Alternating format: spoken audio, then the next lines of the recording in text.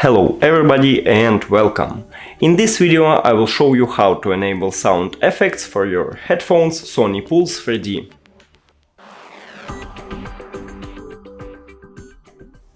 You have to start by go to Settings, then to Sound.